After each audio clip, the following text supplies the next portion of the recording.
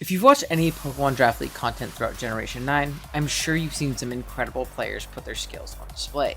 From creators like Pokeaim, Mountay, who, the Uzi Gunner, and even myself, there are some pretty great players in our scene. But what if I told you it goes even deeper? That there are some players that you have never heard of that blow players like me out of the water. Today we're going to showcase these players in a way they haven't been before, while we try and find the greatest Scarlet and Violet Pokemon Draft League player. Where are these players coming from, you might ask? Well, they're not playing in Wi-Fi leagues, for the most part at least. These players come from the Draft League scene on Showdown, which dwarfs the Wi-Fi scene in size and scale. And due to it being so large, there are a ton of incredible players who have played throughout the years, honing their skill against other top-level players.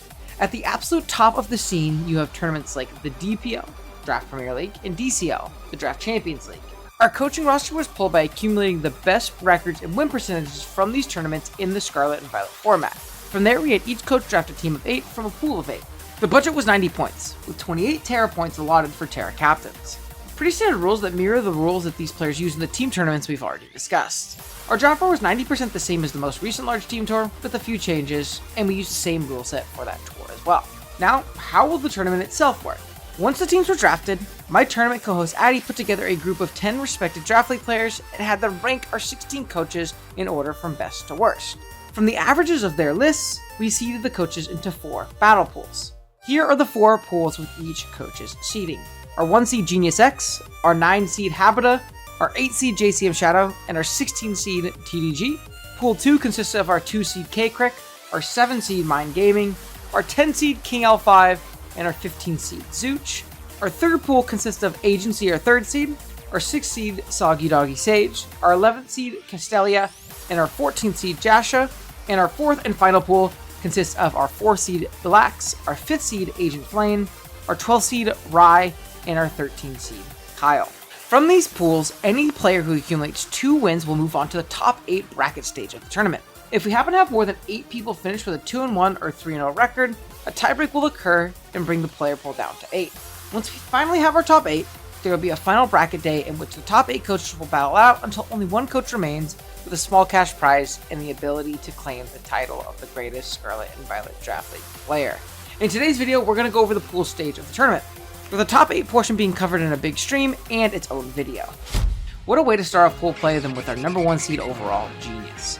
Seeding for this tournament was determined by a council of 10 respective members of the community, ranking each of the coaches based on skill from 1 to 16. Genius was ranked first by far the most out of all of our coaches, giving him the 1 seed and making him the favorite to win this tournament.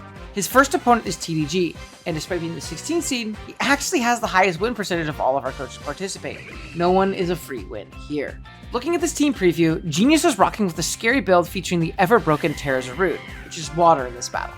He has some great supporting pieces for it in Tinglu and Toxapex as defensive support, and Latias with a potential healing wish. He then has offensive potential to pair with it as well, like Cinderace and Iron Crown. TDG took the opposite approach, and drafted 2 cheaper, yet still terrifying Terra captains, Quaquaval and Iron Moth. He features his own support pieces in Lando T and Alamomola to pivot around, Speed and Noivern, and Big Darkrai to clean up games. On lead, we see a Noivern vs Latias matchup, in which Noivern is forced out, discarding for Scarf Latias as it clicks Ice Beam on the incoming Alamomola. The next turn, Lottie reveals to in fact not be choice locked as it clicks a strong Thunderbolt on Alofoot turning out. This allows a presumably free Darkrai into Nasty Plot, but Genius's Latias elects to stay in, once again not fearing a super effective attack and getting a huge Draco Meteor off. With Darkrai now at 11%, it clicks a mid-ground Ice Beam trying to catch Tinglu or Zarude coming in on a Dark Pulse. Genius makes a great mid-ground into a Eject Button Toxapex that gets frozen. Not great, but at least its intended use is successful, as this allows Cinderace to come in for free, threatening Darkrai out with a Scarf KO. U-Turn comes out to cover the switch, catching Lando T and giving Latias another free entry point. It's in this moment that Lando reveals Scarf, chipping Latias down to 19% before Darkrai is sacked to an Ice Beam. Lando comes back out, and keeping up with his aggressive play, Genius goes back into Cinderace on a U-turn as to not sack his Latias for no reason. Quaquaval is next, but Cinderace can just throw off a strong high jump kick to prevent setup on the Terra Steel set beyond just one Aqua Step, which Cinder does live now due to its new fighting type. Lando comes out on yet another high jump kick, finally forcing a Latias sack to another U-turn. Aloe comes in to farm some regen, but this is also a free Zarude entry point and a Swords Dance on Aloe's flip turn. Next up is Noivern, which burns itself with its Flame Orb. Knowing some tomfoolery is afoot, we see Peck switch in and scout a switcheroo, keeping Zarude safe from a burn and extra threatening later on. Quackleval comes in next, trying to take advantage of Pex being frozen, but Genius sends out Ting Lu next. Quack tries to roost out, but unfortunately gets hit with a huge EQ crit for 73%, putting him in range of the next even after another roost. Terra Fairy Moth comes out next to set up a T-Spike, but Big Lusky is unfazed, EQing it again for a massive chunk. Leander comes out next to save the Moth, proccing an attempted Toxapex sack. Unfortunately for Genius, it lives, prompting him to make another double back at a Ting Lu to prevent something like Terra Fairy Iron Moth coming in and taking advantage of it. After another EQ of Morning Sun, Landers comes back out. Taking advantage of a U-turn, Genius gets up his Stealth Rock as TDG gets into his Aloe Mola. Aloe comes in to Wish Pass out, but this lets Zarude have its free entry point and get a Sword Dance up. From here, Moth comes into Toxic Zarude as it Trailblazes up twice and Jungle Healings in the face of Aloe, trying to protect stalled Toxic turns. From here, it's wraps. Zarude kills Moth, and realizing he can't win from here, TDG forfeits. Very aggressive play from Genius here nets him a very convincing win. Tough loss for TDG there. From here on out, he needs to win out to keep his bracket hopes alive. Standing in his way is JCM Shadow. JCM has had an incredible Scarlet and Violet results-wise, and was actually the first TGS champion. Here he looks to fight through a tough pool and a chance to defend his title. No new players on TDG's side, but JCM has some super interesting mods that honestly don't see a ton of play in SV currently. Deoxys Speed and Iron Valiant are obviously incredible, and Rotom Wash is always reliable, but then we have Pokemon like Terra Excadrill and Hippowdon, as well as Terra Chi-Yu. Let's see what his unorthodox squad can do here. We see a pretty tame lead, Aloe flip turning on Dio no Stealth Rock. This does give a free Darkrai entry point for a team that really doesn't have great answers for it though. Once again, we see an eject button proc on Darkrai as it throws out a Life Orb Dark Pulse, bringing in Excadrill for free after Hippowdon forces itself out. The following turn, we see Darkrai elect to stay in, as he gets popped by an EQ and goes down. Next up comes out Quack as it throws off a few CCs into a Rocky Helmet Rotom. TDG's aggressive play works out as the Rotom just elects to set up a Reflect and goes down to Sand. Trying to take advantage of said screen, Chi-Yu comes out on Quack as TDG goes hard Aloe and gets brought super low by 2 Terra Dark Pulses. Quack then gets another free switch on a flip turn, allowing it to roost as Deoxys comes in. Terra goes Quack pops, allowing it to live a Psychic Boost from Deoxys and get off a Rapid Spin. The following turn, Hippowdon comes back out on a Quackleval Roost and clicks Whirlwind on a CC and to try and prevent Quack from snowballing with a Moxie Boost. Out comes the Iron Moth, prompting both players to pivot out into Aloe Mola and Deoxys Speed respectively. After a brief exchange, we see Steel get up a few hazards as the newly regened Aloe picks it off for flip turn. These hazards are really racking up though, as Scarf Terra Dark Chi-Yu looks unguardable now. We see it click a strong Dark Pulse to 2-hit Kia Noivern after taking a bit of prior chip, allowing Aloe to come back in and get off a flip. Moth comes in on Valiant, revealing Boot and not Scarf, and then it gets blown up by a Life Orb Psyshock. Lando can revenge in exchange for a bit of HP, but from here, Chi-Yu proves to be too strong and knocks out Aloe and Quack with Dark Pulse, sealing TDG's fate in the tournament and netting JCM his first win. With his loss and elimination from bracket play, TDG unfortunately elected to forfeit his last battle against Habita, giving him a 1-0 start as well. Game 3, we have Genius looking to clinch his spot in a battle against JCM Shadow, who's also looking to do the same. JCM has his 2 more unconventional Terra options locked and loaded in Terra Steel Chi-Yu and Terra Ground X, while Genius has the reliable Zarude with a ground typing. He also has a flex option in Terra Water Hisui Decidueye, but typically you're not tearing your Decidueye when you have a Zarude. JCM starts off on the front foot with a lead Rotom Wash, forcing out Ting Lu into Latias on a Hydro Pump. Rotom tries to do what it does best, taking a hit and pivoting out, but Latias actually reveals a Jetpack, getting Zarude in to take said bolt. This can then find JCM a free Valiant entry point, forcing a Terra Ground and getting a knockoff into Zarude, moving its Citrus Berry as it trailblazes up to full speed. Not having much to go into on it, we see Val go down to the following turn on a Power Whip, letting Deoxys Speed come in for a free Revenge Kill opportunity. Not wanting to give it Zarude just yet, Ting Lu comes back in as Deoxys clicks an aggressive Reflect, and then gets off a Taunt on the next turn on a Payback. Cinderace is then the Genius switch of choice on a Pain Split, which prompts JCM to get a switch into his Cobalion on an expected U-turn. Ting Lu then comes in, but with a Reflect up, Cobalion doesn't feel super threatened into it, so it throws off a Body Press, taking a Ruination in the process. Once again not wanting to give up Ting Lu, Latias pivots in on a good Stealth Rock turn for Cobalt. Psychic isn't quite enough to take out Cobalt from here, allowing it to get even more value and getting off a T-Wave on Latias. The next turn, Cobalt preserves itself as a sack for later and Volt switches out into Chi-Yu as Latias gets full Parad. JCM now has a golden opportunity here with Chi-Yu as Latias switches out, giving the turn. With said free turn, we see a nasty plot as Toxapex is the pivot of choice. Psychic isn't quite enough here as a Liquidation does a ton, but again, not quite enough, letting the fish pick a KO the following turn. Out comes Cinderace to revenge, allowing JCM to use his super clutch Cobalion sack piece on a Pyro Ball. Next up is Rotom, and knowing Genius can stay in here, Excadrill comes in on a double to Ting Lu. Terra Ground pops, and then a Rapid Spin comes out to KO Ting Lu. Decidueye hits the field for the first time, and not wanting to give up drill, we finally see JCM let Rotom Wash go. This allows a free switch into Chi-Yu, which reveals its boots as well. Great for longevity here. Genius is forced into a sack this turn, and the paired Latias is the Pokemon of its choosing. Cinder comes in to revenge Chi-Yu, but at the cost of limiting itself to just one more switch into Stealth Rock. Dio is next, setting up a Reflect before taking a Pyro Ball, and then switching out to Excadrill, who gets 2-hit KO by Pyro even through Reflect. Dio can come back in for revenge, but its only attacking move is Psycho Boost, letting Zarude come in and finish off the battle, securing Genius a spot in the brackets, and bringing JCM one game away from the nation. Next up, we have two one-win coaches in Habitat and JCM, both fighting for their spot in the next phase of the tournament. JCM is rocking out with his Sand Core of Terra Ice Excadrill and Hippo, alongside a Terra Flying Chi-Yu. The team is rounded out by Dio Speed, Iron Valiant, and Amoonguss to finish off the defensive core alongside Hippo. Habitat has a Terra Flying Mon of his own in Zarude, along with the usual cast of Latias, Cinderace, Landawai, Overqwell, and Empoleon. On lead, we see Cinderace switch hard out on a Stealth Rocking Hippo, potentially tipping off that it doesn't have a U-turn. Landorus comes out and threatens crazy damage on turn 2, but instead it shows to be a very physically defensive variant, taking less than half from an Ice Fang and getting up Stealth Rock. Earth Power still does plenty with Sheer Force, bringing Hippo down to 19% after another turn unlocking Helmet Chip. Understanding that Rocks plus Cinderace is a huge problem for his team, JCM makes a great play and pivots into Air Balloon Excadrill the following turn, allowing him the free opportunity to spin away those Stealth Rocks and KO Landorus on the same turn. The next turn we see Zarude come out and pop out to Terra Flying, trailblazing to break Drill's balloon and gain some speed after taking an Iron Head. JCM makes a switch into Hippowdon to nerf Zarude's Synthesis attempting stand, keeping it decently low.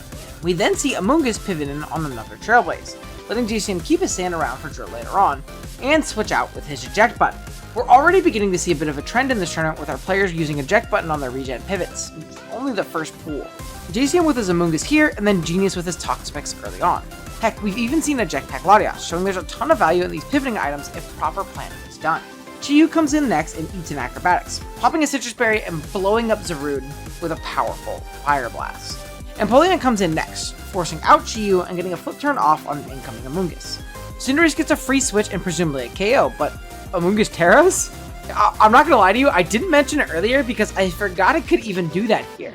Terra Dark Amoonguss then eats it, gets burned, severely weakening its newly stabbed boosted Foul Play. This forces a Hippowdon sack on the following turn, allowing Sandra's Drill to get a revenge kill with Shadow Claw. Latias comes out next after the Cinderace sacks and pops an Earthquake of all moves on the incoming Deoxys, following it up with a Shadow Ball on its home the next turn. Dio then gets his patented Reflect up as Chi-Yu comes in, no longer fearing the mixed Latias. Overkill gets hit with a Dark Pulse on the switch-in, as Empoleon comes in on the following turn on Fire Blast, and then eats a Dark Pulse and revenges with a Surf. This does, however, allow a free Valiant Revenge with Aura Sphere, making things look quite dire for Habitat. Overcool is next up, and it's kind of forced into a Gunk Shot turn, giving Excadrill a free switch. We see a strong mid-ground Rapid Spin here, giving the Drill a speed boost on an incoming Latias.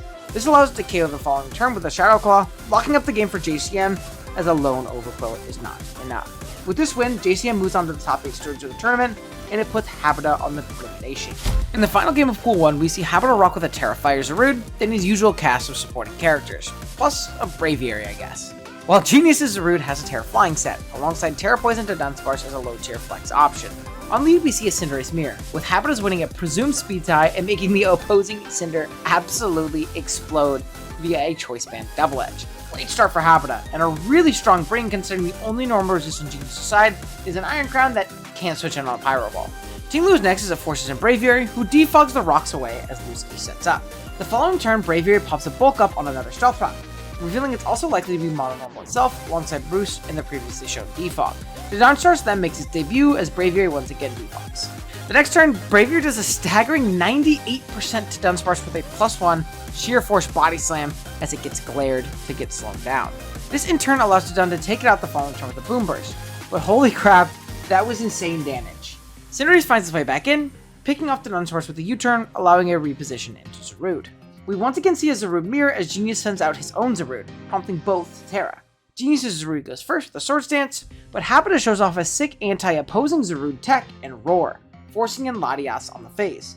This prompts Genius into Latias as Habitat switches into his Empoleon, likely not wanting to take a big Draco. Empo sets up rocks as Tinglu gets off a huge Earthquake for 69%.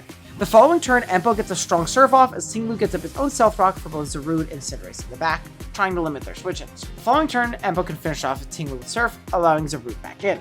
After taking Big Chip from Stealth Rock, Zarude Swords Dances. Empo isn't scared out at its low health, however, and throws off a huge Surf for 53%, rocking Zarude's Citrus Berry and likely boosting in Acrobatics. Next up, Overcoat comes in on the Trailblaze, buffering Zarude's attack with an Intim and getting some crucial Rocky Helmet chip. Knowing this is a battle I can't quite win, Zarude pivots out into a booster speed Iron Crown as Overcoat flicks the taunt. Not wanting to give up free damage on a strong Tachyon Cutter, Zarude comes back in and takes a resistant hit quite well, even after Stealth Rock. Psyshock then does a ton after, but Zarude can take it and gets off a strong knockoff to bring Crown super low. Empo comes out next on a Psyshock and clicks Flip Turn as Crown tries to Calm Mind up on the Penguin. With Crown looking like a big threat, Latias and its massive Spidette stack comes in, takes a Tachyon Cutter, and revenges the threatening Paradox Pokemon with a Meteor. Genius's own Latias comes out next, missing a crucial Draco on Habitas, letting it set up a crucial future sight. We then see an Empoleon sack and a free switch into Overclaw. This all but seals the game for Habita, letting him KO the incoming Zarude, while Latias can get off 2 more Draco kills before missing a third on Cinderace and dying to U-turn. Yet another unfortunate miss on Draco, though I don't think it mattered unless Latias crit there, as Cinderace should live a -4 Draco for 43. This gives us a final pool 1 standings of Genius in first at 2-1 plus 5, JCM Shadow at 2-1 plus 3, Habita at third place at 2-1 minus 1, and TVG at 0-3 minus 10. We have 3 coaches who finished with 2 wins here, meaning there's a real good chance we will have some tiebreakers in the top 8. Now on to Pool 2. Our first game features another TGS returner in Zooch, taking on Mind Gaming in his sick Garchomp custom sprite. Mind is rocking with a very bulky balanced head build, featuring staples like Iron Treads, Zapdos, and now Locomola. It then has even more annoying Pokemon like Okidogi, Terraghost Mew, and Frostlass to lead some spikes. Zooch is rocking with a pretty cool offense build, featuring Darkrai and Terrapagos as its set-piece mons, and then 2 cool Terra options in Terra Electric Blitzcore and Terra Water Quacklevolt. Upon lead, we see Alomola get its AV knocked off by Darkrai, as it flip turns out into Zapdos. Zapdos then reveals to be faster than Darkrai, hitting it with a strong U-turn back into Aloe on a Dark Pulse that does very little despite no AV. Wisp comes out the following turn to cripple Aloe even more, as it once again flip turns out into Zapdos.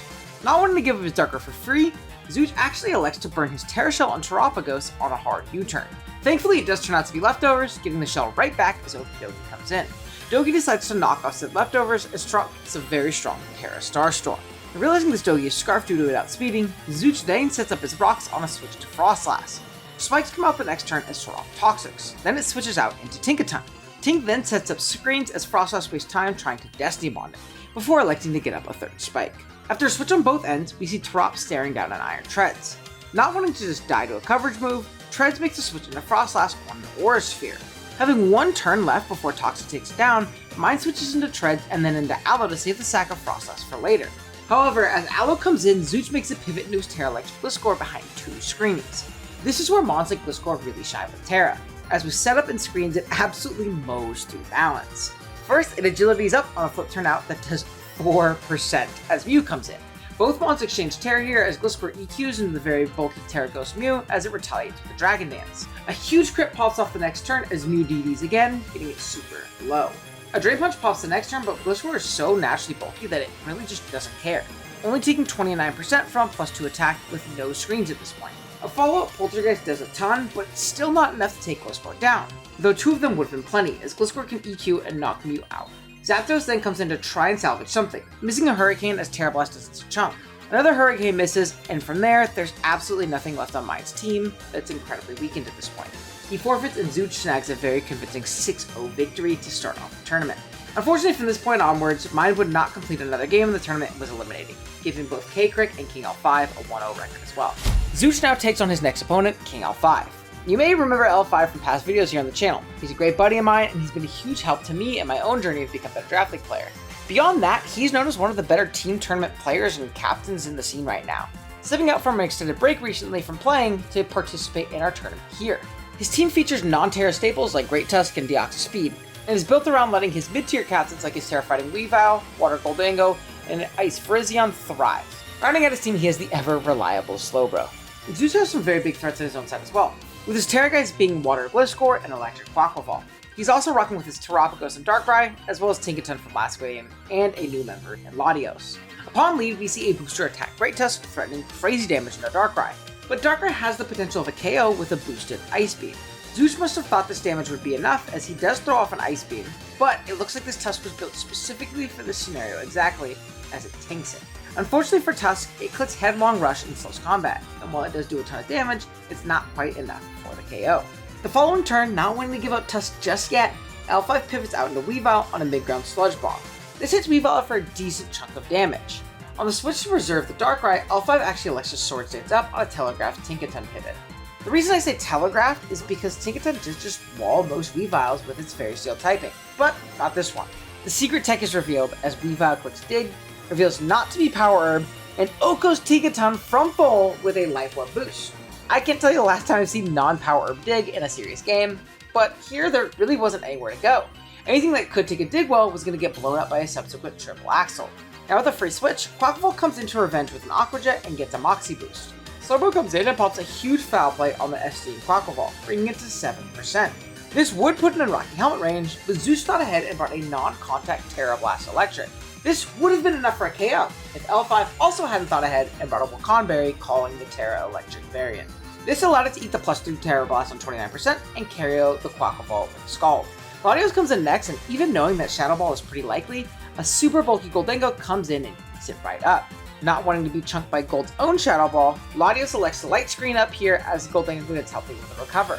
The following turn, Latios gets up a second screen as Gold wisps its Thunder Wave. Latios did his job here and switches out into Screen Up user number 1 to Gliscor, trying to recreate its Game 1 performance. Goldengo doesn't want to allow that though, as it sets up a nasty plot on the switch. The following turn, Goldengo Terra Waters on an EQ as it bounces off for just 30%, letting it set up another plot. Realizing this damage is pretty inconsequential, Gliscor reveals to have spikes and sets up a layer before taking a massive 80% from Make It Rain, revealing the mono attack on its set. Gold then reads another nasty plot as Gliscor sets up another spike, bringing it to +5 with no steel resist in sight. Another EQ finally comes out, but Gold decided it was finally time to take out Gliscor with another Make It Rain, ending the exchange at a very healthy 75%.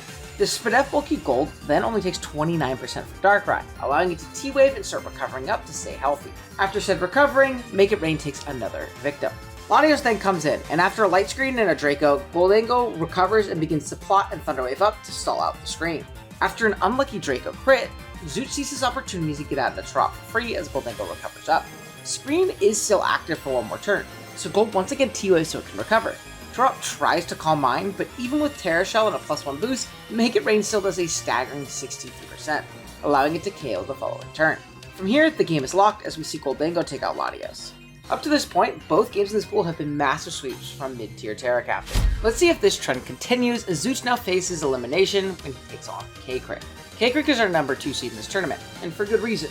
Not only does he have a solid 9-2 record in DPL/DCL, but he also just recently won the entire 2025 draft of the circuit.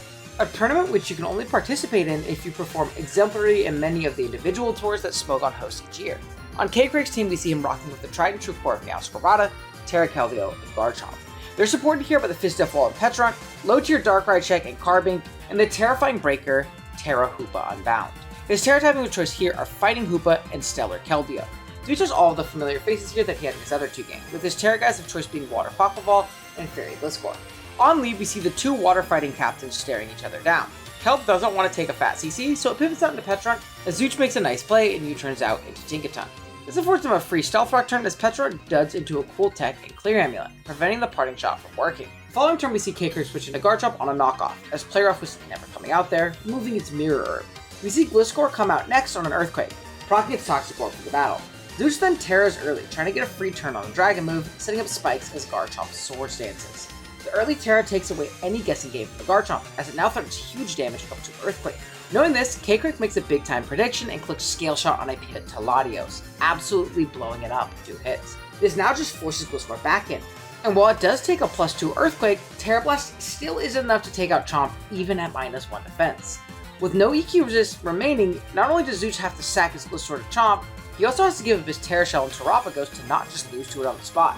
Garchomp finally goes down, but only after getting off his safe value. Hoopa then comes in, takes the Terra Starstorm, and sets up Trick Room for itself.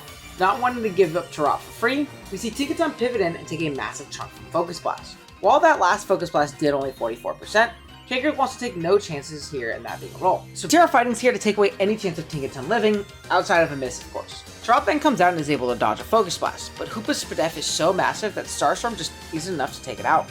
It did at least stall one more turn of Trick Room, going down to a Focus Blast the next turn as the Twisted Dimensions expire. Quacklevolt is next up, revenging Hoopa with an Aqua Step. This allows K-Crick to position a Scarf Meowscarada in what would otherwise be a very scary position, staring down a +1/+1 Quacklevolt. Quack is either Scarf here, which means it can only click a resistant Aqua Step, or Scarf Meow will outpace any non-choice set. Either way, it ends up being the first scenario, and Flower Trick is able to take down the last huge threat on Zooch's team. Darkrai can live a Flower Trick on the subsequent turn, but it definitely can't take a follow-up Vacuum Wave from Life Arm Keldeo, securing K-Crick's spot at top 8 and unfortunately eliminating Zooch. Our final pool 2 game is just for seeding purposes, with King L5 and K-Crick squaring off for the chance to go 3-0 and securing a higher seed in the top 8 phase. On K-Crick's side, we see a Terra combination of Water Keldeo and Steel Hoopa, while L5 has a Terra Steel of his own in Goldango, as well as Ice Weavile. Upon lead, we see an advantageous matchup for L5, with Dio staring down a Petron. It's going to elect to get a Rocks turn 1 expecting to switch, but Petron stays in and hits it with a physical Poltergeist, likely holding up Hyapa Berry to weaken Psycho Boost. Turn 2, L5 values a Spike more than damage on Petron, as K-Crick's removal option Skarmory is completely walled out by Goldango, and it can block its Defog. After a Petron KO, we see a Booster Speed Great Tusk coming out, but due to Dio not getting any damage off on Petron, it's actually not all that threatened by an uninvested Headlong Rush. This allows us to click a strong Toxic on Tusk, putting this huge threat on the timer. After Step Poison, Skarm pivots in on another Headlong, but this is all to L5's plan. See, this Tusk is packing Temper Flare, a Fire-type move that not only hits Skarm super effectively, but is also doubled in power when the user's prior move fails. This makes this a crazy strong hit, and it hits itself in confusion. Shoutouts to Petron for not only getting the poison on Tusk, but also proccing this confusion as Skarm gets up a Spike for K-Crick. The following turn, Tusk hits itself again as Skarm preemptively roosts, bringing this Tusk super low via Toxic and the confusion hits. On the third attack, Tusk finally breaks 3, getting off a Rapid Spin, barely lives a turn of Rocky Helmet Chip to get the Spike off the field, and then goes down as Skarm once again roosts. On the free switch, we see Goldango come in and try and take full advantage of Skarm, taking Shadow Ball into Garchomp and doing some good chip alongside hazards. Not wanting to sack it off for free, Goldango pivots out as K-Crick sees his opportunity to get up his own Stealth Rock, really helping out his ability to beat out Weavile. As Slowbro comes in, K-Crick elects to get into Skarmory on a Scald, seeing this as an opportunity to get more spikes out. Goldango gets back in on said spikes as Garchomp comes back in and L5 reveals to be Scarf for Goldango. While Scarf Gold does pose a threat, it does allow a very free entry point for Hoopa, which just doesn't have switch-ins at this point. Realizing something has to go, we see Goldango get sacked to a pretty much unguardable Hyperspace Fury. Fez could technically switch in, but with the Terra Steel Hoopa just clicked, it struggled to do anything back anyways. Weavile is next up, and it threatens a KO here with a strong knockoff or even Terra Ice Triple Axle. Understanding there's no reason for K-Crick to sack this Hoopa that wins in like 2 seconds, we see a nice aggressive Swords Dance on a Terra Ice on Skarmory trying to be sacked. The following turn, Skarm goes down to a knock, and this Weavile is looking like a huge threat. Even with Keldeo resisting, there's not a single Pokemon on K-Crick's team that can take a +2 hit from Terra Ice Weavile right now. If the Weavile's Chople here too, it'll actually live a non-specs Vacuum Wave from Keldeo. Keldeo comes out now, and here's the moment of truth. Is this Chople Weavile? It is, but it's Scarf Keldeo. Vacuum Wave would have been able to be tanked, but living a Secret Sword from half is too steep a task for Big Weave. This essentially locks up the game for K-Crick, as Fez Slowbro isn't enough to take on the likes of Hoopa, Hyperspace Fury, and Terra Blast Steel. Our final pool 2 standings leave K-Crick in first with a 3-0 +6 record, L5 in second place of this pool with a 2-1 +2, Zooch with a 1-2 -2 record, missing out on pools, and Mind Gaming, of course, with an 0-3 -12. Kicking off our Pool 3 games is a matchup between our 11th seed in Castelia and our 14th seed in Jasha. Both players have put together quite impressive gens with records of 14-5 and 11-6 respectively. We see this matchup is headlined by 2 Terra Titans and Terra Fairy Bolt and Terra Steel Torn. As both of these Pokemon lead off, we see a pretty unconventional Thunder Wave pop off from Bolt into Torn. With its Terra Steel, this really opens up Pokemon like Great Tusk and Moltres, letting them guarantee outspeed it. Castelia likes to not Terra on turn 1 or turn 2 to not become weak to Steel and maintain its flying resistance by both switching out on the paired Torn into Super Pivot Fez and Zippity as Torn pops its own pivot move and U-turn. This slow U-turn allows Munkidori of all mods to come in, forcing out Fez immediately into Jirachi. Jasha makes a good play here and goes for a Shadow Ball, getting rewarded by a huge critical hit. This crit Shadow Ball really spoils Castelia's future plans, as not only is this a 2-hit KO due to the crit, but it also pops its one-time use weakness policy item. This now forces out Jirachi, making Gren come in on a resisted Shadow Ball. Jasha continues to play Monkey super aggressively here, as it stays in as Greninja clicks a Podium boosted U-turn. This can be with either Culver or Assault Vest. But regardless, Monkey clicks Sludge Wave into Jirachi, which obviously takes no damage. This is fine though, because of the crit before, it's not like Jirachi can take the incoming Shadow Ball, dropping it and giving Jasha the early lead. This allows Gren to come back in, this time forcing Monkey out into Terra Torn. A Dark Pulse absolutely thuds into the very obvious Assault Vest variant, and provided no para, this will once again give Jasha some great momentum. This turn exactly happens as it U-turns on an incoming Raging Bolt, allowing Ting Lu a free switch in. Big Bluesky finally forces Bolt to Terra in order to avoid getting nuked by Earthquake, throwing off a strong Terra Blast as Lu trades some damage with Ruination. The following turn we see a bit of an over-prediction from Castelia, trying to Thunder Wave the switch as Ting Lu stays in and hits Bolt down with EQ to 1 HP. Knowing it's insanely difficult for her to Thunder Wave again, Jasha now makes the pivot into Monkey Dory on a Terra Blast, then takes the KO with a Sludge Wave. Gran comes in once again and Castelia overplays a bit, clicking U-turn as Monkey stays in and grabs some slow momentum with U-turn of its own into Pheasantipity. This allows Ting Lu a free switch in again, letting it exert some crazy pressure here. Fez throws off a U-turn, not getting the Toxic Chain proc it likely wanted, as Gren comes in on a Rock Slide that was surely intended for Moltres. Gren then U-turns out as Moltres finds a Saber switch in on an Earthquake, finding a KO with Fire Blast the turn after. Ogerpon Wellspring then comes in, staring down a team with really no answers to Ivy Cudgel. He clicks into Pheasantipity, which still can take 2 from here at least, forcing a U-turn from Ogerpon the next turn. Monkey Dory then comes in to try to punish a passive Roost play, but instead Castelia keeps up momentum with a U-turn of their own, picking off Monkey Dory. Getting rid of this sack is nice, but now Ogerpon is looking incredibly scary. Greninja comes out and with Switch Initiative, Jasha goes Torn, once again allowing a free U-turn after Gren clicks one itself. At least that's what I would say if it didn't get full parried. Raging Bolt's Parting Gift then allows Moltres to pivot in for free and pick a KO with Fire Blast. Now it's Castelia's turn to sack, as Ogerpon comes in and picks off Fez in the back with another Ivy Cudgel. Great Tufts finds its way in, revealing its booster speed. This is likely a bulk up variant, meaning it's now or never to get this Pokemon to win. It does show bulk up as Ogerpon reveals to have Trailblaze itself, allowing it outpace and hit Tusk with an Ivy Cudgel. No crit here though, allowing Tusk to spin and get off another speed boost. Corby then comes in and takes a massive 52% from Tusk CC, meaning after leftovers, this might be a roll. Another CC comes out and it's not enough. Corby survives on just 4%, revenging with a Brave Bird and going down for recoil.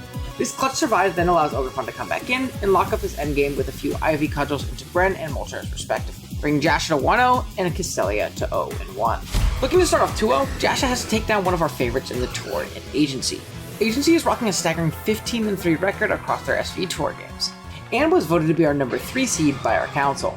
This Terra Torn starts off with a Ground Torn versus Dragonite matchup, as Jirachi comes in on a missed Scale Shot. Sticking to its guns, Dragonite hits Torn on a U-turn with a massive 4-hit Scale Shot, who came in presumably trying to avoid an Earthquake. Not wanting to just give Torn up, we see Hisui and Samurott come in and take a fat chunk from another scale.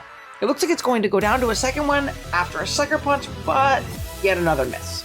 Brutal for Jasha, but they're at least able to salvage something out of the turn, getting an Encore off before going down to another Sucker. Out comes Torn with a free bulk up, as it throws off an Acrobatics into Garchomp twice as it rocks up and Dragon gets it out. Ogerpon is then dragged in as it gets up a spike before U-turning out on Serena into Corviknight, letting Serena get sacked off to a Brave Bird the following turn. Out comes Hisui and Samurott, prompting a switch into Helmet Ting Lu. This switch is great for Jasha, as the Helmet taking out Samurott prevents it from getting a spike up. Torn finds its Terra opportunity next, throwing off a nasty plot and 2-hit killing the Stealth Rocket Ting Lu. Next up, a presumably Scarf Miss Magius comes in and forces a KO on a Garchomp sack. Out comes Annihilate, and knowing Shadow Ball isn't enough, Jasha makes a pivot into Corviknight on a weak unboosted Rage Fist. The following turn we see both Pokemon set up with Bulk Up and Agility respectively. Corv tries to throw off an offensive Brave Bird, but Ape was ready, packing a Kova Berry to eat up the hit and retaliate with Rage Fist for a KO. Miss Matt thinks it finally has a revenge opportunity, but Ape is just too fat and actually lives, retaliating with yet another Rage Fist kill. Aggro Torn can finish it off, allowing Flying Torn to pick a KO in return. After a little bit of regen on the Ogerpon stack, Ground Torn comes in and takes a Terra Blast, throwing off an unconventional Agility, forcing the opposing Tornadus out into Jirachi. Knowing it needs a bit more power to secure the endgame, Torn bulks up, but Jirachi is packing a nice tech and reveals its Trick Scarf. This forces an Acro Lock afterwards, as Terra Blast would allow for a free Terra Flying Torn win. Turns out Trick wasn't even necessarily needed here. As you might have guessed, Acrobatics with an item isn't enough, and Rachi beats it with an Ice Punch, sealing the battle for Agency and bringing Jasha to 1-1. Jasha now heads into his final game of pools, trying to secure his spot in the bracket. He takes on yet another new character and emergent figure in the draft league scene, Soggy Doggy Sage. Sage came out of seemingly nowhere in Scarlet and Violet, absolutely taking the team by storm. She had some great performances, finishing the SV Tour run with a record of 17-12 and being our 6th seed overall. She drafted a staple mod of hers in Terra Hydrapple, which is rocking with a Terra Dark set in this battle. It's here supporting the consensus #1 non-Terra mod in Iron Valiant, as well as Greninja for more speed and spikes. On top of that, she's also rocking with the defensive trio of Iron Treads, Uxie, and Electros. Jasha is rocking with his Terra Torn, electing for a Fairy type variant this go around, which looks really strong here. The only resist is Iron Treads, and the typing gives a solid Greninja and Hydrapple check. Jasha elects to leave Tornadus into Sage's Greninja. Torn is forced out here into Corviknight on a safe play, just scouting to see what the Grim wants to do. It elects to Gunk Shot, showing to be a Protean variant. The next turn, Gren spikes up on a U-turn from Corviknight. Despite being a poison type that fears EQ now, Gren spends the next turn clicking Taunt on Ting-Lu, not wanting to allow it to spike or rock up for free. This makes it a sitting deck the next turn as the ever-scary Hydrapple comes in on a weak Throat Chop. Noeki can always take one, so Ting-Lu stays in and clicks Ruination, unfortunately missing as Hydrapple sets up a nasty plot. This puts Jasha in a rough spot, as while Hydrapple could have just recovered off the damage, it's not forced to now, allowing it to drop a huge +2 hit into something on the team. Corvi is really the only Pokemon that can do so it pivots in on a weak Giga Drain. The following turn, Hydrapple clicks a neutral Terra Blast that does nothing due to Corvi actually being a Screens variant. This is where Terra Dark comes in, as it pops the Terra on a weak U-turn, that also pops a weakness policy. Ogerpon tries to come in and salvage the situation, but after another nasty plot putting it to +6, Hydrapple is looking insane, as Hydrapple simultaneously hits it with a strong Giga Drain and gets some crazy damage and healing. +2 player off is able to take it out, but this leaves Ogre to get revenge by Gren the next turn. Ting-Lu comes in for the revenge and goes right for an Earthquake, not wanting to get taunted again. Sage uses this as an opportunity to get an Uxie and get off a nasty plot. This less than standard Uxie set then gets a +2 mystical power off on Corvi, allowing it to boost again and take it out with a +3 Thunderbolt. Ting-Lu then comes in, but unfortunately for Jasha, Grassknot gets a crit and takes it down. I'm not 100% sure that mattered, but it's a Ting-Lu, so it probably did nothing. Dragonite tries to 1v1 Uxie afterwards, but after a DD, it just falls to 2 mystical powers itself. Finally, Torn can come in afterwards and revenge the setup demon with a Terra Blast. Gren comes in to revenge Torn, prompting an aggressive Monkey Dory pivot. This then prompts Eel to come in and take a Psychic Noise and a Toxic Chain proc. Eel is then able to knock out Torn on a U-turn, letting an unguardable Iron Treads come in. From here, it just cleans up the game with Heavy Slam. You can stage her first win in eliminating Jasha from the tournament. Agency is our next contender attempting to secure their bracket spot. His opponent is in the opposite position, needing a win to stay alive. Castelia lost their first battle, so it's eat or be eaten here. They have a Terra Dragon Raging Bolt, trying to take advantage of the fact that Agency has no Fairy. Likely anticipating this, or just not wanting to sack every time for Draco, Agency has decided to bring Terra Fairy Torn T. Jumping into it, we see Castelia lead with said Bolt, trying to get off a Terra Dragon boosted Draco before Torn can Terra. Agency leads an Annihilate that actually ends up being Scarf Final Gambit, trading a ton of HP on Bolt for its life. Despite this looking meh, this is actually an incredible trade for Agency. He's either basically killed Raging Bolt, or is going to force a Healing Wish on Jirachi later on when he's likely already Terra'd his Torn. Speaking of, Torn comes in to pop its Terra, pops a Balloon on Pheasantipity with a U-turn, and gets in Jirachi. After getting a CM on a U-turn, Castelia gets a Calm Mind of their own. Whoever Shadow Ball gets the most crits or drops it will be the winner of this exchange. Heck, speed tiers are also big here, as the faster Jirachi has much more opportunity to come out on top. Agency Jirachi goes second after a Calm Mind and damage trade, and then reveals a huge weakness policy. The combo of being the second attacker and the big boost to special attack is actually going to speed up this Jirachi CM more, letting Agency escape with a much healthier Jirachi. Gren will be pivoted in on Torn as it flings a Big Nugget, lays a Spike on a U-turn, and tries to trade with Acrobatics. It is able to trade with Serena, but at the cost of the Spike and its life, as its Fizzdef helmet set comes up clutch here. Tusk comes in on the double down and stares down Agency's offensive Jirachi. Without a great switch, Castelia just has to hope that Tusk is faster. It is not, and it goes down immediately to a Psychic. Fez then comes out and takes a Psychic after burning Jirachi with Heat Wave. Then we see a bizarre sequence where Fez is somehow faster than everything. Yes, including the Torn and Garchomp, but also just won't die? Agency gets fortunate with a couple Bleakwind speed drops and a few crit/defense drops, allowing him to take out the Pheasantipity. Then just like Fez, his Moltres also outpaces everything. It looks like Moltres might take it home, but AV Torn is just too much, as it takes down Moltres with just 2 Bleakwind Storms. Pretty unfortunate way for Castelia to go out, getting really unlucky during that game. It was a fun watch all things considered, and they played quite well to get it to 1-0. Agency has moved on, securing their spot in the bracket. Sage will try and join them with a win here, as they either have to take out Agency here or Castelia in the last game of the pool. Sage has a Terra Electric Apple, giving her sturdy flying resist against Torn, while Agency has a Terra Poison Tornadoes to check Sage's Valiant. Both Terra Captains lead off here, as Torn knocks off an AV while Hydrapple hits it with a Sick Predict and Earthquakes. Anaya then comes in and gets forced out ASAP via Dragon Tail, bringing in Jirachi. It tries to Wish Up, but Apple is unfazed and gets off a huge crit Earthquake. Uxie then comes in on a Protect, allowing it to get up rocks on a Body Slam that paras. DPP Rachi then passes a Wish into Ape as Uxie reflects and pivots hard into the Rage Fist in Braviary. Expecting some kind of switch, Jirachi once again finds a pivot position. Trying to bait a para, it body slams into an Uxie switch, which does nothing due to the screen. Sage does a great job of pivoting around until Hydrapple gets in on one last turn of Reflect. It then reveals its own body slam, trying to get some cheeky paras.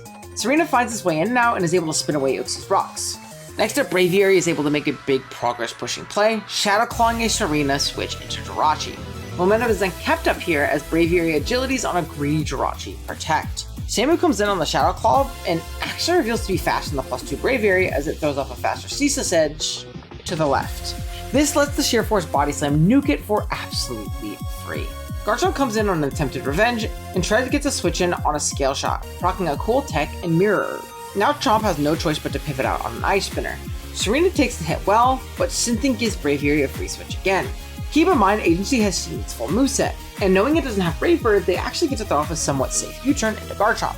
Now with the Mirror procced, this Chomp is looking a lot more immediately threatening. After trading rocks for Body Slam Chip, Chomp attempts a Scale Shot and, of course, misses. This could potentially be bad, but Sage elects to try and Bruce Spam a bit too much, and falls as 2 more Scale Shots connect. Annihilate is next, switching into Uxie Reflecting, and then bulking up on it, pivoting out into Hydrapple. Hydrapple then does force it out with a Dragon Tail, but is proccing up some really valuable Rage Fist boosts. Side note, Annihilate is terrible now. If this was Champions, those boosts would just be gone when it's phased out. Serena then comes in and finds the opportunity to waste a few screen turns before eventually being forced out into Chomp. While this might seem strong for Agency, the screen plus the Apple's Fizz Def let it chew an EQ and fish for a Body Slam para. And a 5-hit Scale Shot with 1 crit takes the Apple out.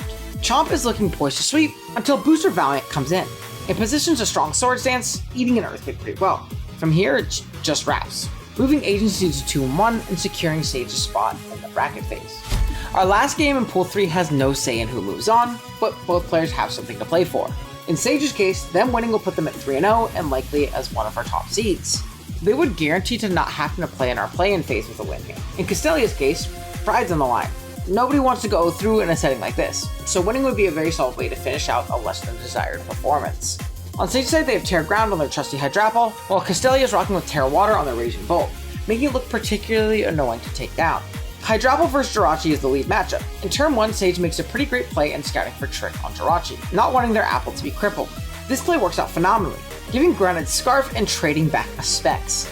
We spin it right back the turn after, as Gren goes for a switcheroo of its own back into Jirachi as it sets up free rocks. Gren then gets to click a free Hydro Pump into Castelia's Raging Bolt, which reveals to be Booster Energy. This boosted up Bolt does a ton to Uxie on the switch, but it does mix it out on the 2-hit KO as Uxie Calm Minds up. Jirachi pivots in on a Giga Drain of all moves, which I honestly didn't know it got, I won't lie to you. And then U-turns out on Tread's pivot, as Sage would likely like to save the Uxie sack for later. Bolt finds its way back in, clicking Terra Blast into the Hydrapple pivot, and we see a bit of a 50-50. If Hydrapple Terras on the Terra Blast, it takes a ton of damage and is likely to have KO'd. However, if it doesn't and gets hit with a Dragon Bolt or Draco, the same situation applies.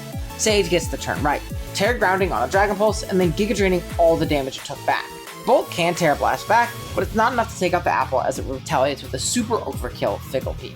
Castelia still found a great position despite their Terra Bolt sack, as now Superior can come in on the weakened Terra Ground Apple.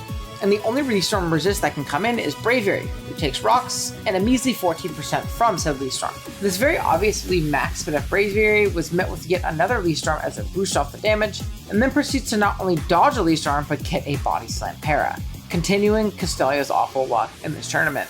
I presume this Serp was either Koba or bulky enough to take a Brave Bird well, but now with a para, it's likely impossible to win this Braviary. Even if it does, this huge threat is now neutralized for everything in the back. Serp pivots out here into Jirachi, who also gets parried, and then clicks U-turn on a Tread's pivot. Moltres then comes in and takes Castelia's first KO of the match on an Oxy sack. Specs Greninja can then come in and click a Specs Pump to claim a KO on Serp sack. Jirachi then finds a little bit of chip with U-turn, and this chip ends up being exactly what Castelia's Gren needs to pick up a KO with its own Grass Knot. The big difference here is, unlike Sage's Gren, Castelia's is Battle Bond. After it grabs a boost to its attacks and speed, Valiant comes in. Not wanting to just sack it to a Vacuum Wave, Jirachi is sacked off. Next up is Moltres, who is looking incredibly threatening, especially as it reveals to be a Choice Scarf variant, blowing Val up. It pivots out on Braviary Roosting, not wanting to risk a para, but Tusk is now in position. Nothing resists a close combat, and it clicks one for a huge KO. Hydro Apple comes out and reveals Hydro Pump of all coverage moves, as Moltres' natural Spadef allows it to come in and take one from full. Hydro Apple switches into Braviary and a Fire Blast, and even the max Spadef set just takes too much damage. Hydro Apple can come in after a sack on a Revenge, but the damage is just too much, as Greninja can clean it up with a strong Hydro Pump. Our final standings for pool number 3 are Sage in first place at 2-1 plus 6, Agency in second place at 2-1 minus 1, Castelia in third place at 1-2 minus 1, and Jasha in fourth place at 1-2 minus 4. Our first pool 4 game consisted of Rai versus Lax. Rai is a super accomplished player in the draft league scene who's been a huge force for years. Beyond his success in Scarlet and Violet, he even won ORAS's individual Smogon tournament in 2025. He's not just good at SV draft, he's a great draft player in general. His opponent Lax is someone you may have seen via his own YouTube videos. Lax is a massive force in the Smogon scene in the context of standard tiers like OU. He very recently began participating in draft this generation, but has a very impressive 23 wins in both DCL and PPL this generation. His understanding on how to play Pokemon at a high level in general allowed him to easily transition to the draft format. Looking at team preview, Rai loaded up a pretty threatening Hazard team with Glamora to set them, Terra Goldango to block any means of removal, and a bunch of switch punishing Pokemon like Roaring Moon, Lando T, and even Cyclizar with the option of Terra Ghost if he decides to leave Goldango with its natural typing. The team even has an Auroraville option to make setup from Lando, Moon, or Goldango really scary alongside the hazards. Lax has loaded a team with a similar idea, hazard stacking from Gliscor, a strong offensive Dark and Meowscarada, spin block from Petron, and terrifying setup threats like Terrified King Gambit and Dragonite. He even has his own Cyclizar. Off-rip, we see a pretty unfortunate turn 1 for Lax as Cyclizar misses a Draco Meteor on Glamora, allowing Rocks 4 absolutely free. After a second Draco and a spin block from Goldango, Rai's Gold starts to get to work and sets up all over the debuff cycle. Realizing this is a losing battle, Lax pivots into D-Knight on a recover turn and throws off a huge Fire Blast in exchange for D-Knight's life. This then lets Meow come in for revenge as Rai sacks his Glamora. Ninetales then switches in for free and starts throwing off some crazy strong blizzards, chunking Meowscarada and 2-hit killing Petron on switch-in. The game state progresses and Rai is in a very commanding position, with his Goldango straight up Okoing Gliscor from full with a Terra Steel and Vacant Rain. All hope seems lost for Lax as Big Gambino comes in and goes to work. Bam! Free Sword Stance. Lax then clicks Kowtow Cleave on an Auroraville. As the Ninetales goes for some last ditch chip, it gets a very unlucky special attack drop, only helping Big Gambit giving a free +4 attack as Ninetales goes down. Next up is Roaring Moon, and booster attack Earthquake just isn't enough to take out Terrifying Gambit. All Rai has left is his Terra Goldango, Cyclizar, and Lando. Cycle definitely gets blown up by a Sucker Punch, and Lando can't come in unless it once again wants to proc Defiant. It all comes down to gold, and whether or not it can take a +4 Sucker Punch from Gambit at 64% behind the screen. Sucker connects, and Goldango lives on 26% and takes out Gambit with Naked Rain. Meowscarada isn't nearly enough to win here, allowing Rai to take home the first battle in Pool 4. Looking to secure his top 8 placement, Rai took on Kyle in his next game. As everyone else in this tournament, Kyle's no slouch. Just like Lax, he's eclipsed the massive 20 win mark in SV Tour games and has a terrifying team led by Terra Goldango, Terapagos, and even cool underexplored mons like Terra Rillaboom and Sneasler. Looking at this matchup, Rai's rocking with a Terra Ghost cycle, likely as a Terapagos check, and Terra Flying Goldango, allowing it to better take on Landers and Rillaboom. Kyle is rocking with a very threatening Terra Ghost Keldeo, as Ghost plus Fighting Stabs are insanely powerful here, and a VGCS Terra Fire Rillaboom. On lead, we see Ogerpon Hearthflame versus Terapagos, as they exchange a knockoff for Stealth Rocks. A follow-up superpower is actually not enough to KO Terra, letting it get off a super strong Terra Starstorm before going down on the following turn. In comes Sneasler to threaten Ogerpon out, allowing it to get a free U-turn off and a free Keldeo entry point on Goldango. This gives Kyle the opportunity he needs to throw off a super strong Surf on an incoming Ninetales. Even after Rocks and a Surf, a follow-up Auroraville allows Ninetales to live a hit. Not wanting to take a Moonblast or Bird Terror just yet, Kyle pivots into Sneasler on a Pain Split for Ninetales, allowing it to live another day. We once again see Sneasler force out a Pokemon into Goldango, but this time instead of U-turn, we see an aggressive T-Spike turn. which will potentially prove lethal if Rai can't find the opportunity to spin the Cyclozar. The upcoming turn we see a hard lander switch, implying that Sneasler may be choice locked as Goldingo sets up a nasty plot. Now here, Rai is in a tough spot. He can Terra and completely avoid Lander's Earth Power while taking a KO, but if he does so, Sneasler becomes much more threatening. Rai does elect to Terra as Kyle goes for a Calm Mind, and gets crit by Make It Rain.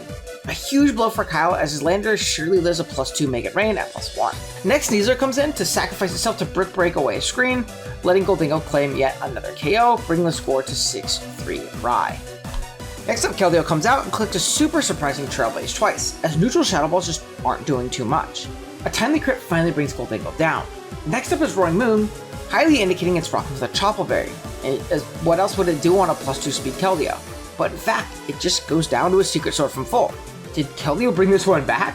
One by one, Keldeo OHKOs the lobby, as the +2 speed is just too much for Rai to handle, bringing his record to 1-1 and giving Kyle an awesome comeback victory in his first game.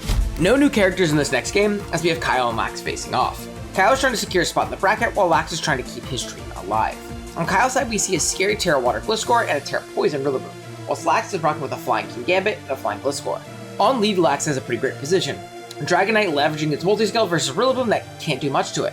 We see an immediate Terra Poison on a Flamethrower from another special attacking D-Knight, though it still does a solid 29%. This does allow a U-turn and a multi-scale pop, but a lot of resources were thrown into doing so. Next in comes Metagross threatening multiple issues. An Ice Punch KO, a Stealth Rock setup, or even a Weakness Policy proc. The next turn, a Draco Meteor goes off, presumably on an Eject Pack variant, but it misses. Editor's note, it was a Eject Pack. I did confirm that. This allows a free of charge Ice Punch to pop, bringing D-Knight down to a sliver. Not wanting to give up D-Knight for free, Lax makes a pivot into King Gambit on a presumed Bullet Punch, where we see a Psychic Noise with anyways. Both Pokemon trade rocks the upcoming turn, then Metagross goes for a knockoff to remove any item Gambit may have, being Choppleberry in this instance. Gambit trades its item for a pair on Metagross with a T-Wave here. Now with the Chopple gone and a paired Metagross, Kyle makes a switch to Sneasler, but Lax makes an incredible double T-Wave play, crippling it heavily for the remainder of this battle. We see yet another aggressive play the next turn, as Lax calls Kyle not wanting to go for a CC into Petron for free and gets a super strong Cow-Chow Cleave off into Lando as it comes in. Lux swings back into Lax's favor the next turn as he lands a huge crit to seal the Lando's fate. This Gambit has put in way more work than initially intended. Sneasler comes back out, and the pressure set from Lax staying in this time forces a close combat, allowing him to save his Gambit and get a free Petron. After a Shadow Ball and a U-turn, Kyle finds his way into a non-heavy duty boots to Terapagos. Toxic is thrown out immediately, as Terap tries to go for some big damage going for a Meteor Beam, doing 49%. After seeing it can't recover off Earth Powers, Lax makes a parting shot play to weaken Terapagos and sacks D-Knight to Stealth Rock. This allows a free switch into Meowscarada, allowing it to pop a U-turn and try and get some free Petron healing on Sneasler. Unfortunately for Lax, Lux swings back into Kyle's side as he gets a huge crit with Throat Chop. Luck doesn't stay on his side for long though, as he gets paired soon after. After more recovers and paras, Petron takes care of the Sneasler while ending the exchange at 97%. Rillaboom comes out and lead seats on a parting shot to Cyclozar, and Lax lands another huge crit with a double edge on Rillaboom, taking it out from 73%. The Rillaboom was rocking Helmet and presumably Fizz Def as well, so I'm sure this crit mattered even if the Cycle was banded. Kyle can get another off the board the following turn, however, as Life Orb Keldeo picks off Cycle with a Vacuum Wave. Gliscor comes out and pops its Terra Fly, as Keldeo hits it hard with an Icy Wind while still keeping it slow for members in the back. The Terra Fly dual wing beat isn't quite enough to take out Keldeo from where it's at, leaving it after 12% after terrain healing, giving it 2 more attacks with Life Orb. Even after a Protect, Orb Keldeo is too strong and KOs Gliscor with a Surf soon after.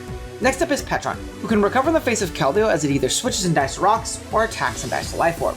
After a parting shot on Tarot, Meow can now come in and pick off both it and Metagross with a few knockoffs, bringing this pool to a deadlock of 3 coaches who are all 1-1 plus 0 differential. With all of our currently revealed coaches at a 1-1 plus 0 deadlock, we finally reveal our last player in this pool and in the tournament in Agent Flame. Flame is our 5th seed in this tournament and has been an absolute kill streak this gen, with a very solid record of 12-4 throughout the generation. Here they try and get their first win while trying to end Kyle's tournament run. Flame has a build center on Double Dragons and Terra Raging Bolt, which is Ghost in this battle, and Roaring Moon. She then has a bunch of supporting pieces like Overpond Water, Corviknight, Mesprit, and Okidogi. On Kyle's side, we see a very threatening looking Terra Fairy Keldeo into the Double Dragon, and a Terra Electric Rillaboom to make Corviknight think twice about switching in. On lead, we see Flame lead Mesprit into Sneasler, who clicks a really strong U-turn. This seems to be the lead Agent Flame was looking for though, as Mesprit now pops its weakness policy and threatens some scary damage depending on what it clicks. If Metagross comes in and takes a Shadow Ball, that's a huge blow, and if Umbreon comes in and takes a Dazzling Gleam or Draining Kiss, it can be even worse. Lots of scary possibilities for Kyle, but he's gotta make a choice. And it looks like that choice is Umbreon as Mesprit clicks Stealth Rock. I mean, they're nice, but not as threatening. Then we see Mesprit pivot out, completely wasting its boost. Corv comes in to absorb a Foul Play, and then pivots hard into Ogerpon, trying to get a free switch on a guaranteed non-toxic turn. The only issue is, Foul Play is just clicked again and does a ton of damage. Once again, Agent Flame is forced to U-turn here, except we see another eject button, the item of the tournament apparently. This allows Kyle to get into a Sneasler again, which sends a KO with any one of its moves at this point. Okidogi is the pivot of choice here, likely guarding against a close combat play, but Kyle makes the right play and maintains momentum with a U-turn, getting a free switch into his Landorus. Ogerpon comes in to absorb a potential Earth Power as Landorus sets up rocks, really setting up Sneasler to pressure a lot with its U-turns. Metagross is the next pivot into Ogerpon here, however this combo of Cudgel and U-turn is very annoying for Kyle to switch into long term. After Metagross takes the Cudgel decently well, Flame's Ogre decides to try to spike for some health loss to Psychic Fangs. Likely wanting to save some health on meta, Sneasler comes in as Ogre decides to set up Spike number 2, really putting some crazy hazard pressure into a team that has no removal. The next turn we see Mesprit come in on a sack as Sneasler does what it does best and U-turns out to Metagross. This sack does give Flame tempo, getting their Roaring Moon in for free on a weakened Metagross. This is where the game gets interesting, as we see Metagross outspeed and nuke Roaring Moon with an explosion. Now I can't lie, this confused me. I went back to double check and see if Meta revealed Scarf against Ogerpon, but nope, Spike went before Psychic Fangs. Now I don't have either of these players' pace, but the only explanation I have is that this was a very bulky Roaring Moon, designed to click Dragon Tail and rack up Hazard Chip, as well as prevent wishes from Umbreon hitting their intended targets. Dragon Tail being a negative priority move allowed Meta to go first, and Flame just wasn't expecting a nuke to be set off on their Roaring Moon. After this great trade from Kyle, we see Sneasler hit the field and Raging Bolt come out for the first time. Terraghost pops and reveals Choice Scarf, outpacing the speedy Sneasler and KOing it after all the Hazard Chip. This does allow Umbreon to come back in and heal up with a Moonlight as Okidogi comes back in. Doki gets off a scary CC here, with the only real switch being Landorus. The next turn we see yet another tempo sack from Flame, allowing her to go into a Corviknight afterwards. Corv tries to use this turn to roost up, but Lando reveals Taunt, blocking it and then U-turning out into Keldeo to take a Brave Bird. It does take said Brave Bird, but is incredibly low. This super clutch survival does put Flame in a tough spot, however, as Corviknight is very needed for Lando and Rillaboom. They elect to go into Raging Bolt, which just dies to presumably spec Surf. Kel living that hit was huge for Kyle, as Flame really didn't need all three pieces in this endgame in my opinion. Forcing a sack to Surf does put Kyle firmly in the driver's seat. Okidogi comes in and confirms my suspicion that it was a Scarf set, getting rid of Kel's CC. This then allows in Rillaboom, who shows off a Grassy Seed as its item, in combination with the Terra Electric, allowing it to pick off Okidogi with Acrobatics, and then Corviknight with Terra Blast, securing Kyle the first spot in the top 8 phase from Pool 4. Our next 1-on-1 coach trying to make it to the next stage is Lax, as Flame tries to gatekeep him and keep themselves in the tournament after her loss to Kyle. Lax is rocking with a dual Terra combo of Ghost Gambit and Fairy Gliscor, while Flame has Fairy Terras of their own in Raging Bolt and Okidogi. We see Lax lead with their patented Dragonite into Flame's Ursaluna Blood Moon. Lax turn 1 goes for a mid-ground click of Flamethrower, likely expecting Corviknight, which does a solid chunk to Blood Moon. After retaliating with a Hyper-Voice Break Scale, Flame elects to pivot out to not drop to a Draco while Lax recovers back their D-Knight's multi-skill with Roost. The following turn we see yet another pivot item with a Jetpack popping on a Draco crit in the Mesprit, allowing Cyclizar to pivot in on Stealth Rock. Cycle is able to spin here no matter what, but Mesprit lives and throws up a Healing Wish in the air for later on in the battle. Okidogi comes in for free here and threatens big damage into Cycle. Flame probably assumes a Petron comes in here, but Lax makes a great mid-ground and goes into D-Knight, covering a bulk up as it is a special set, as well as chewing up any knockoff due to it having multi-scale and no item. Flame then decides to pop Terra Fairy on Doki to avoid big damage from Draco or even a potential Hurricane, but Lax reveals Encore on D-Knight, locking him to bulk up basically forever until it switches. This then allows for a big momentum streak for Lax, letting him click Flamethrower for free into Ursaluna Blood Moon, who receives the prior Healing Wish. To not get blown up by a Draco, Doki comes back in and takes another strong Flamethrower from D-Knight. Now that the Terra has been forced, Petron is a much more reliable answer to this Doki, especially when it has to be wary of bulking up with Encore D-Knight in the back looming. Agent Flame makes a good play here, clicking Psychic Fangs on the switch to Petron, but it doesn't really matter with its massive defense stat. However, it does force a recover turn, and this allows Flame a free position into Ursaluna Blood Moon, who does threaten some pretty big damage and resist Petron's dual stabs. Not having a switch in, Lax decides to throw off a Toxic and put Blood Moon on a timer. This ends up working out great, as not only does it put him on the timer, Lax gets pretty lucky here as the Ursaluna hits itself with Confusion. He can now Parting Shot for free, majorly softening the blow of an incoming Blood Moon into Gliscor. Gliscor uses this as a turn to Sword Stance up on an incoming Corviknight, and the next turn it decides to protect to squeeze out some Poison Hail recovery. Flame to Corviknight takes full advantage of this though, getting off a big bulk up of its own. Knowing that Gliscor can't beat this, Lax makes a pivot into Dragonite once again, leveraging its multi-skill to take the hit super well. With Flamethrower, Roost, and Encore, D-Knight takes on this Corviknight incredibly well. Forcing him Okie Dokie once again, Flame makes a huge double the next turn, expecting a switch into Petron, getting in Roaring Moon for an incredibly free knockoff. Moon doesn't kill Petron here, but it does bring it down to just 7%, revealing the Life Orb, as Petron once again gets off a Toxic. Cyclozar is then sacked, as nothing can really switch into this knockoff, as Gambit wouldn't take an Earthquake afterwards without Terrain, which opens up yet another scary 50-50. After the Cycle KO, we see Meowscarada come in and threaten similar big levels of damage. Flame decides to pivot into Ursalute Blood Moon, not wanting Corviknight to take a big hit from something like Bandit Axle. A U-turn then allows Lax to position Gliscor for some much needed Poison Heal recovery, getting it back to damn near full. If Corviknight can be dealt with, Swords Dance Gliscor can really just smoke through the rest of this build. Corviknight comes in on a Facade, and then the following turn Gliscor decides to click Swords Dance. This may seem silly being that Corviknight has shown bulk up, but when you take into account here that Flame has to be very wary of Encore D-Knight, it makes sense as an aggressive play to get a little momentum in your way. Corviknight does elect to bulk up here though, so D-Knight comes in as it did before on Brave Bird. Dogi comes in expecting a Roost, but D-Knight throws off a Flamethrower as a means of forcing a bit of progress on it. However, now that Petron is super low and hard to position recover with, this Dogi is quite scary. We see a Meowscarada pivot in on a Rest from Dogi, revealing it's a Chesto Berry variant. Now Lax is in a similar position, just with a healthier Dogi. He elects to throw off a super powerful triple Axle, as Dogi reveals its final move to be Terra Blast, allowing Meowscarada to live the hit with its newly acquired Ice typing. The following turn, both players switch out into Gliscor and Blood Moon. With Flame trying to keep their sack, they once again pivot out Blood Moon into Corviknight on a Facade. This time D-Knight comes in to try and punish any clip from this Corvi as it roosts up. Now it's started out by a potential Encore or Flamethrower, and the mid-ground Raging Bolt comes in to cover a Flamethrower and keeps some HP on Dogi. D-Knight elects to Roost this turn though, and now it gets a Hit Bolt with some huge damage from Draco Meteor, bringing it down to just 4%. This does allow Bolt to Volt switch out and break D-Knight's multi-scale, potentially opening up Corviknight later. It also allows a free Moon position, letting it pressure a ton of damage with its Life Orb. To not take too much damage on something like Gliscor, Lax elects to sack off his saved weakened Petron, allowing Gliscor to come in for free once again and forcing Corviknight. After a Facade, we see D-Knight come back in to punish any type of bulk up play and still take Brave Bird quite well. The then forced Roost allows Okie Dokie to switch in, which actually elects to rest up on a Hard King Gambit switch. Healing Dogie is nice, but with no Chesto, this does force it to burn 2 sleep turns if it's going to do anything else in this battle. The free switch also allows a free Swords Dance for Big Gambit, allowing it to pop a Terra Ghost into Corviknight, avoiding any potential body press, and SD again as Corvi tries to keep up with bulk ups. Once Gambit gets to +6, there's nothing left to do but start attacking, clicking the non-contact Terra Blast for a ton of damage. Corvi tries to retaliate with a +3 Iron Head, hoping for a flinch, but it doesn't work as Gambit takes down Flame's biggest threat in this battle. Moon comes in and positions itself for a very aggressive taunt on a Sucker Punch that would have knocked it out. Then it hard switches out into Raging Bolt on yet another Sucker Punch. Even if this Gambit has Sucker Punch, it's very likely that Raging Bolt is faster. Therefore, if it clicks Thunderclap, it'll hit Gambit first and knock it out. We see here that Gambit doesn't even click Sucker, as Flame makes an aggressive play and immediately clicks Dragon Pulse, picking off Gambit from 53. It was actually a pretty big 50-50, as the Volt Switch damage on D-Knight earlier indicated this Bolt was actually choice specs. If Lax got this play right and SD'd on the Thunderclap, he would have secured another KO and forced another 50-50 the following turn. Instead, Flame dodges getting Gambited, as Gliscor comes back in. This Mon looks like Thanos here with no more Corvi, clicking Facade into Raging Bolt for an easy KO. Moon is up next, clicking a cool tech option and Tailwind as Gliscor tries to squeeze out some more Toxic recovery.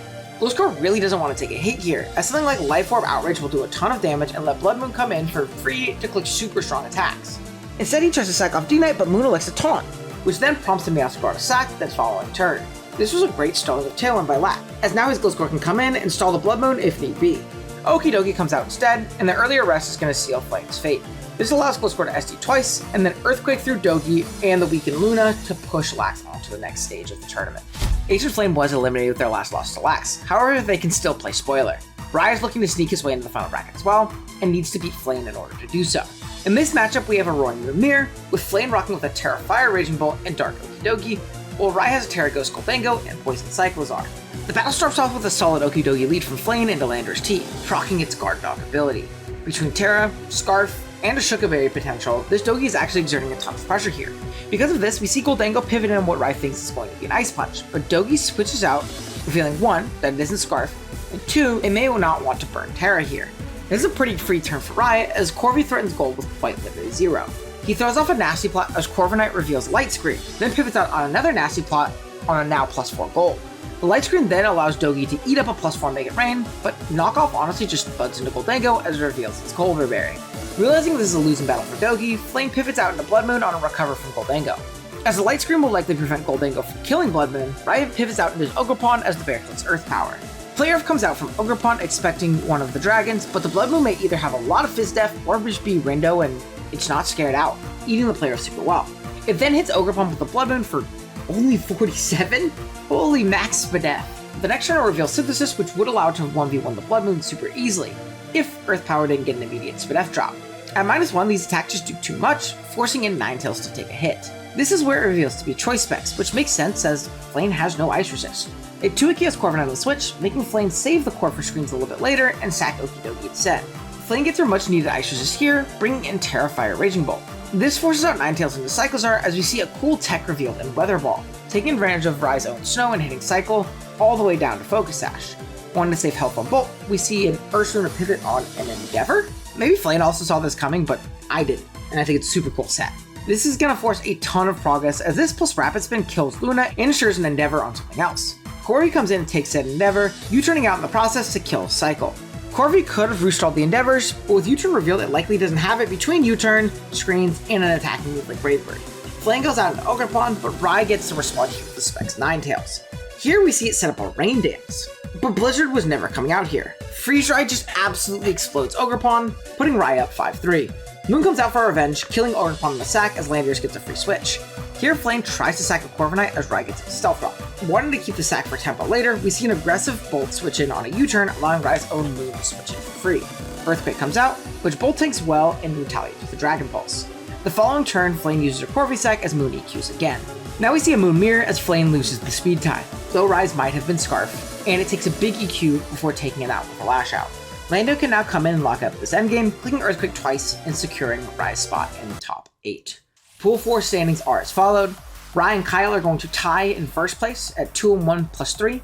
Lax is going to get second/third with 2-1 plus 2. And Flame is going to come in last with an 0-3 -8 record. And that is going to be the pools phase of the tournament. The second part of this video will come out very, very soon. We had a quick tiebreak between a couple coaches. The way the tiebreaks worked out for the tournament, it was Agency versus Lax and Habita versus King L5.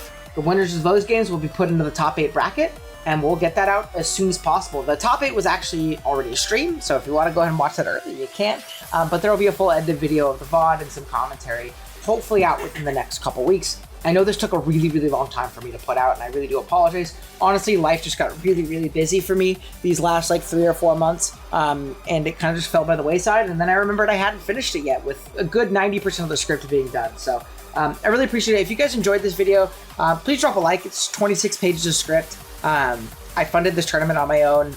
I think I could have done a better job, but regardless, it was a lot of work. And I'd like to do events like this in the future. With maybe a little bit more structure, maybe a little bit more openness to a ton of people. I'd love to bring back kind of like the TTM tour kind of days. I think that'd be awesome. But yeah, that's going to be it for now. I'll see you guys soon with the top 8 version of the tour, and we'll find out who the best Scarlet and Violet Draft League player is there. Appreciate y'all. See you next time. Later.